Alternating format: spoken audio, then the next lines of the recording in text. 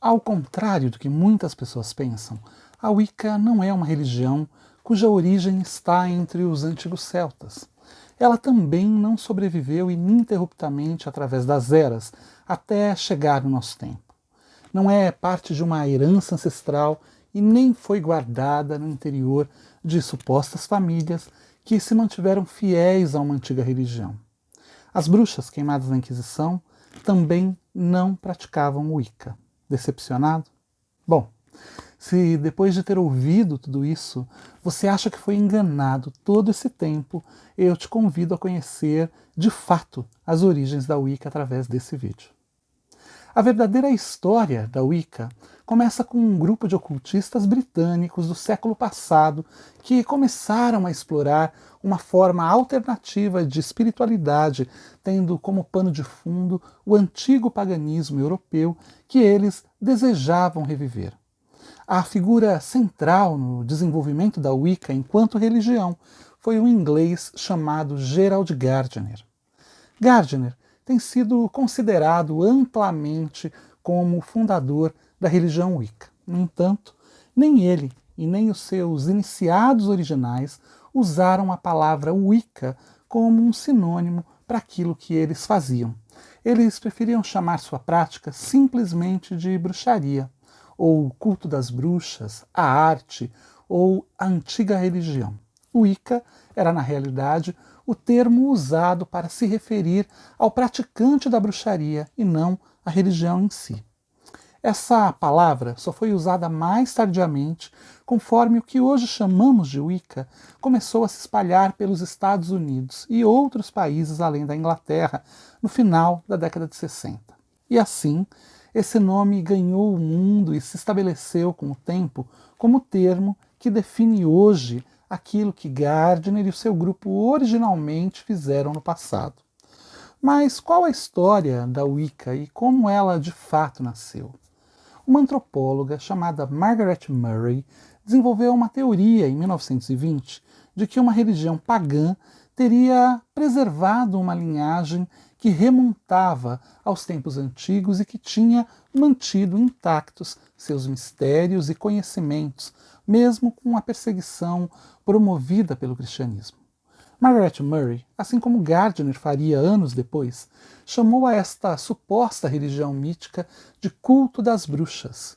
Suas teorias traziam em seu imaginário grupos formados por 13 membros que se reuniam para adorar um deus de chifres.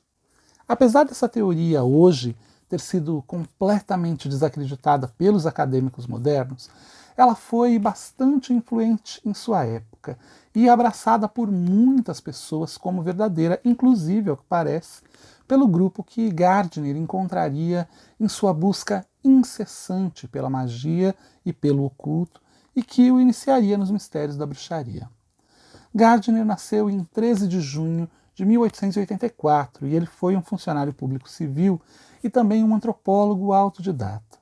Depois de ter vivido boa parte da sua vida no Oriente Médio, ele se aposentou, retornou para a Inglaterra e foi viver perto de New Forest. Lá, ele conheceu um grupo de ocultistas ingleses que faziam parte do primeiro Teatro Rosa Cruz britânico.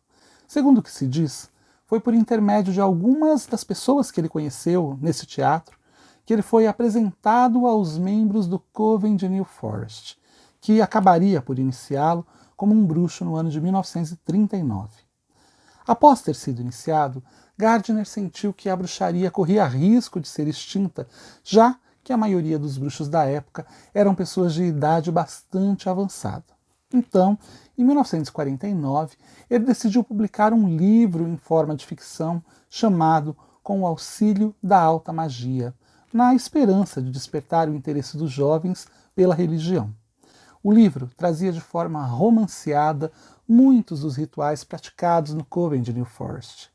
Por meio da exploração de suas próprias experiências místicas e ocultas, aliadas aos conhecimentos recebidos em seu Coven original, Gardner encontrou pessoas interessadas em suas ideias e fundou seu primeiro Coven de fato, o Coven de Brichtwood, e paulatinamente ele começou a dar vida ao que se tornaria uma nova encarnação do culto das bruxas das teorias de Margaret Murray, a Wicca.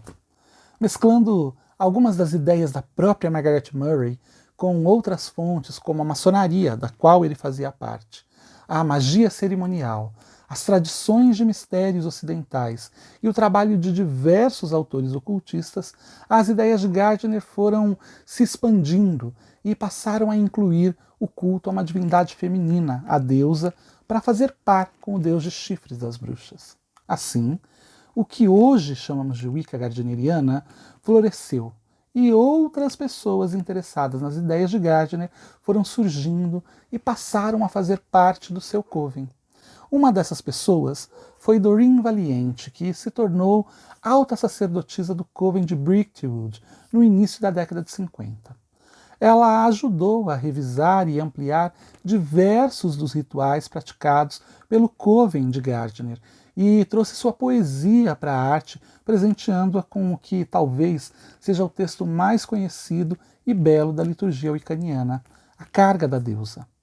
Doreen Valiente acabou por se separar do Gardner, por discordar da publicidade que ele desejava dar à bruxaria. E em 1957, ela fundou seu próprio coven e passou a escrever diversos livros. Muitas dessas obras influenciaram a geração de bruxos seguinte, contribuindo para mudar definitivamente as características iniciais da bruxaria, propondo inclusive a prática da bruxaria solitária aos interessados nesse caminho. Assim, a bruxaria se transformou de um sistema mágico que tinha como base o conceito de sociedade secreta iniciática para um fenômeno religioso que pôde abraçar indivíduos que passaram a praticá-la solitariamente, tendo livros como seus mestres nessa jornada. Em 1964, Raymond Buckland, um inglês que havia se mudado recentemente para os Estados Unidos, entraria em cena e mudaria para sempre a história da bruxaria. Raymond foi iniciado pela última sacerdotisa de Gardner, Lady Owen. Ele foi o responsável por levar a Wicca, como Lady Owen assim preferia chamar o culto das bruxas, para os Estados Unidos. E lá ele fundou seu próprio coven em Nova York. Escreveu diversos livros sobre o assunto e assim o fenômeno Wicca se instaurou em solo americano e desde então não parou mais de crescer. A partir deste momento, a Wicca se ramificou e aos poucos novas tradições foram surgindo a partir da mãe de todas elas, a Wicca gardneriana. Outras pessoas que nunca haviam feito parte da tradição gardneriana especificamente, mas que tinham sido instruídas pelos livros disponíveis da época, foram também fazendo as coisas à sua própria maneira, estabelecendo novos caminhos e adotando o nome de Wicca, por falta de melhor terminologia na ocasião, para identificar aquilo que faziam.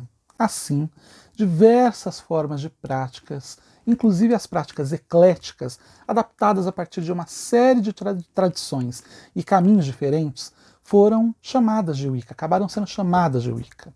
Conforme novas práticas eram adicionadas às originais e a bruxaria ia se espalhando de forma desordenada e fora do núcleo dos covens, o conceito de linhagem e iniciação foi se perdendo.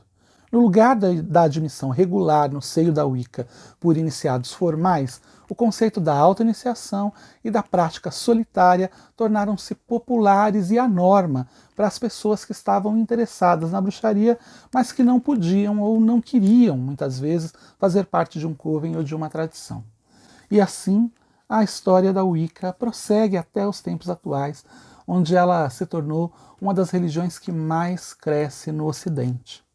Cada vez mais, a Wicca tem se descentralizado e ganhado vida fora dos covens e das tradições, ao passo que novas pessoas vão chegando ao movimento sem conhecer de fato suas origens e o porquê.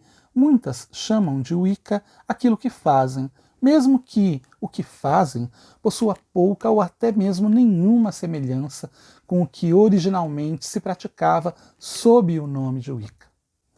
Tendo tudo isso em vista, será que todo mundo que diz que pratica Wicca é wiccaniano de fato?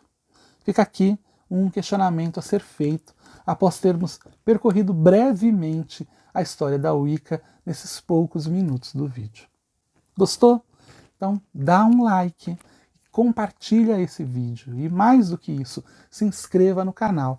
Assim você vai ficar sempre atualizado quando eu postar alguma coisa nova aqui. Um beijo.